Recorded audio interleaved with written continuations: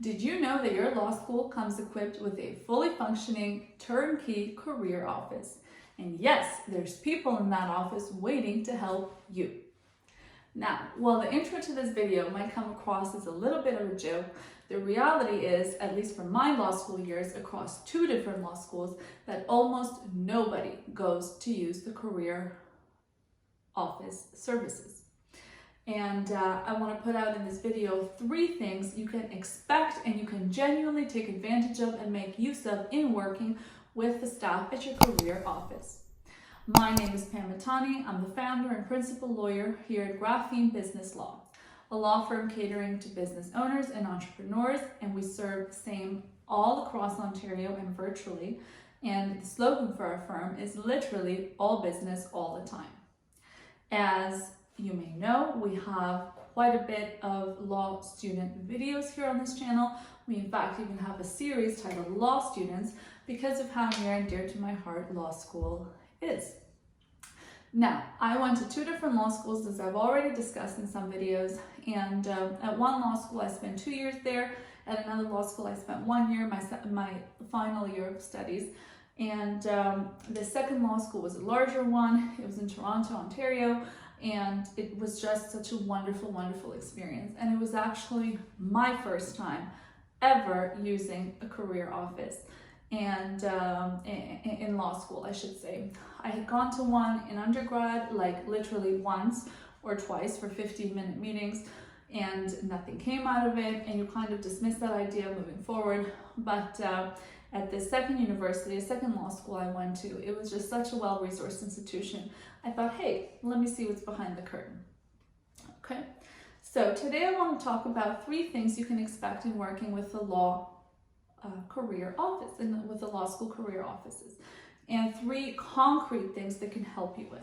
Okay, one thing your career office can help you with is looking over your resume. I want to be very clear here with all 3 of these things that your expectations really matter, and your expectations as a law student are really going to color this experience. Don't go to a career office if it's like your last resort, your back's against the wall, you're going to be unemployed and life is over for you tomorrow, and talking to somebody at the career office today at 9 a.m. is the last thing that can change your life. They're not there to change your life. They're not magicians. They're hardworking people who have taken this job that arguably they're qualified for, and they're there to help you the best way they can, okay? One anecdote I have that really speaks to this is I went to quite a prestigious undergrad institution in Boston. It was the best women's school in the world, the best undergrad women's institution in the world. And I remember they had so many exclusive listings at the career office for this undergrad. And I remember one girl went there, and through making, besties with the I was going to say the law office, but this was an undergrad, through making besties with the office staff, she eventually came to come across, doesn't make sense, came to run across a posting about a position at the office of a certain somebody whose last name is Obama. And yes, that's right, his first name is Barack, okay? She ended up finding a position and working alongside Barack Obama for the summer, simply because she had made besties with some of the staff at the career office in my undergrad institution, and she had come to be the first to hear of a certain posting with a certain somebody named Barack Obama. And news of her landing this internship spread like wildfire. And I remember a friend of mine went to the career office shortly thereafter and booked an appointment and everything. And she came out and she was so defeated, and she was like, I didn't get a posting with Obama. Like, they didn't help me at all. And that's what I mean when I say expectations matter. The first girl or student, we'll keep it genderless, the first student went into the office just making besties with everybody, and eventually a position came across their desk that they thought would be a good fit for her, and how social she was and how organized she was. But she started these conversations with no expectation. That ended up with an internship with literally one of the most iconic and influential people of our generation.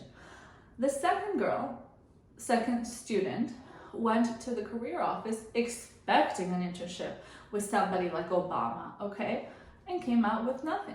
I mean, when that's what you're expecting, how are you ever going to top that? But the chances that you're even going to meet that is so low. So your expectations matter. You're not going to your law school career office to come out of there like a Bill Gates, okay? The people you're talking to are not Bill Gates. If they could have been, they would have been, okay? Again, this is hardworking staff that can help you take a subpar resume and make it average or slightly better than average, right? We're not going to a career office at any institution to come out of there with, you know, the secrets to life and the world's best resume and the world's best whatever. Because if they knew how to make the world's best resume, the people working there would have the world's best, highest paying jobs, right? If they could have been those people, they would have been those people. So have those expectations, you know, set and talk through in your mind when you go into the office, to not put unfair pressure on them and to not put, you know, this la-di-da fantasy in your own head.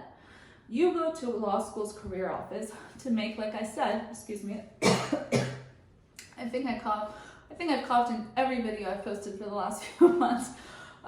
You go into the law school career office to bring a product you're struggling with to be a product, you know, of average or slightly above average standard, right? But that can make a really big difference. That can, you know, that curve that we all know, because we all took the LSAT if we're sitting here in law school, that curve can make a big difference for you in the application process. But please don't expect that this is going to be like this life-changing, you know, pill and it's done. It doesn't work like that. You have to work at it. And even after you get your resume looked at by the career office, you might still want somebody else to look at it. A law school professor, a successful individual from an entirely different industry. And if you don't know any of those, I get it. You can still create a LinkedIn account that's literally free. You can join a law school students account on Facebook that's also free. You can ask strangers on the internet to look over your resume. And actually, it could work out even better that way, because they're not going to have the same conflict of interest, so to speak, as the guy sitting next to you in law school wanting to land the same exact internship.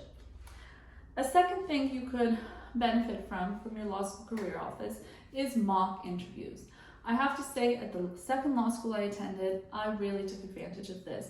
It was a safe space where I was able to go back and forth with somebody for as long as I wanted, book as many meetings as I wanted, and they were honest with me because they had nothing to lose from being honest. Through interviewing in 3 years of law school, the only feedback I ever received from, you know, quote unquote, a real life person or real life lawyer was an old man telling me that I was too ambitious. Now, that was advantageous in and of itself, because from then on, I learned to turn down my little lady ambition and, you know, try and slide under the radar to land myself an articling position. However, beyond that, I didn't receive any other feedback from interviews. But with the law school office, you know, you can close that door. They can pick up on things. I remember this person that interviewed me, like, picked up on things I was holding on to subconsciously. I was going through a really hard time in my life in my third year of law school, and I remember she said, you know, that showed in the way I spoke, and maybe I was coming across a little too soft in some answers. Yes, believe it or not, me coming across as soft. That's something I never hear in real life, but as it turned out, that might have been something I was doing behind closed doors and taking out those insecurities and all that weight I had on me from, you know, really difficult personal circumstances at the time.